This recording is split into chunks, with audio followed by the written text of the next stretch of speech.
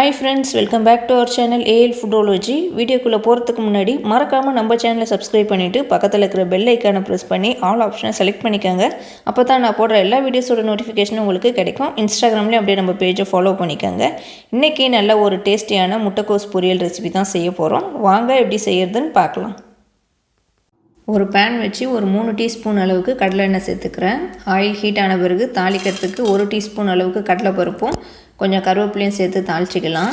கடலை பருப்பு நல்லா கொஞ்சம் ரோஸ்ட் ஆன பிறகு கட் பண்ணி வச்சுருக்க ஒரு வெங்காயத்தையும் நான் இதோட சேர்த்துக்கிறேன். வெங்காயம் சேர்த்துட்டு அதை அப்படியே எண்ணெயிலேயே வதங்கட்டும். அதை நம்ம கொஞ்சம் நேரம் கழித்து வதக்கி விட்டுக்கலாம். இது வந்து ஒரு நிமிஷம் வரைக்கும் நல்லா வதக்கி விட்டுக்கோங்க. அதில் இருக்கிற ராஸ்மெல் போய் கொஞ்சம் கலர் மாதிரி வரட்டும். இது கூடவே காரத்துக்காக நான் 2 பச்சை மிளகாவை சின்னதாக கட் பண்ணி சேர்த்துக்கிறேன். நீங்கள் வந்து உங்கள் காரத்துக்கு காஞ்ச மிளகா கூட இதில் சேர்த்துக்கலாம். வெங்காயத்தோடையே சேர்த்து பச்சை மிளகாவையும் நல்லா கொஞ்சம் நேரம் நம்ம வதக்கி விட்டுக்கலாம். வெங்காயம் நல்லா கொஞ்சம் நேரம் வதங்கின பிறகு நான் முட்டைக்கோஸ் வந்து ஒரு 1/4 கிலோ அளவுக்கு எடுத்திருந்தேன். அதை சின்னதாக கட் பண்ணி வாஷ் பண்ணி தண்ணி வடிகட்டிட்டு இப்போ இதோட சேர்த்துக்கிறேன். முட்டைக்கோஸ் சேர்த்துட்டு அதை நம்ம கொஞ்சம் நேரம் வந்து நல்லா வதக்கி விட்டுக்கலாம். நீங்கள் வதக்குறப்பவே அதில் இருக்கிற பச்சை ஸ்மெல்லு உங்களுக்கு தெரியும். அந்த ஸ்மெல் போகிற வரைக்கும் நம்ம வந்து நல்லா கொஞ்சம் நேரம் வதக்கி விட்டுக்கலாம்.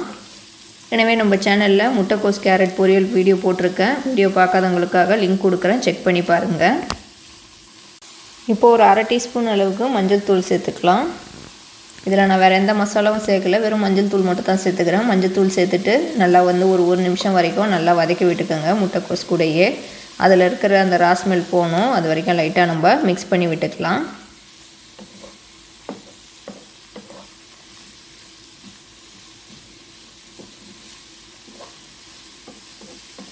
இதை வதக்கி விட்டுட்டு நம்ம முட்டைக்கோஸ் வேகிறதுக்கு கொஞ்சமாக தண்ணி சேர்த்துக்கலாம். முட்டைக்கோஸ் வேகிறதுக்கு அதிகமாக தண்ணி சேர்க்க வேணாம், ஏன்னா அதுவே வந்து தண்ணி விட்டு தான் வேகும். அதனால் நான் கொஞ்சமாக சேர்த்துருக்குறேன். தேவையான அளவு உப்பும் சேர்த்துருக்கேன். இப்போ இதை வந்து எல்லாத்தையும் ஒன்றா நல்லா மிக்ஸ் பண்ணிக்கலாம். அதிகமாக தண்ணி ஊற்றாதீங்க, அது வந்து அப்புறம் ரொம்ப மேஷ் ஆன மாதிரி ஆகிடும். அதனால் கொஞ்சமாக தண்ணி விட்டுக்கோங்க.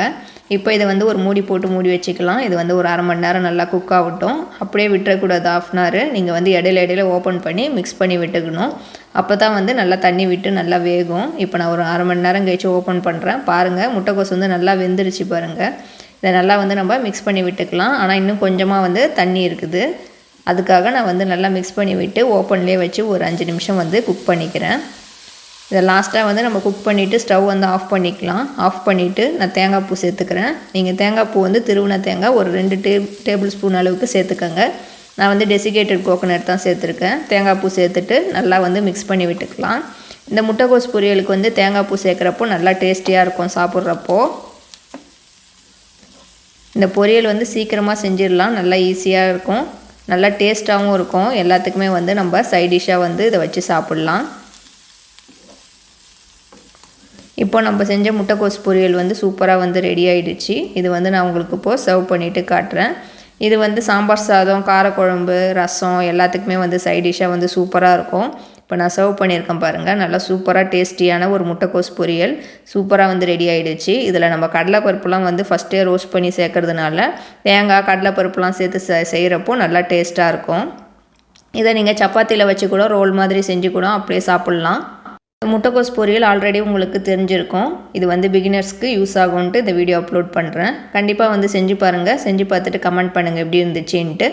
இந்த வீடியோ உங்களுக்கு பிடிச்சிருக்கும்னு நினைக்கிறேன். பிடிச்சிருந்தா லைக் பண்ணிக்கோங்க. இந்த வீடியோவை உங்கள் ஃப்ரெண்ட்ஸ் அண்ட் ஃபேமிலிஸ்க்கும் ஷேர் பண்ணி விடுங்க. அப்படியே நம்ம AL Foodology சேனலையும் சப்ஸ்கிரைப் பண்ணிக்கோங்க. தேங்க்யூ ஃபார் வாட்சிங்.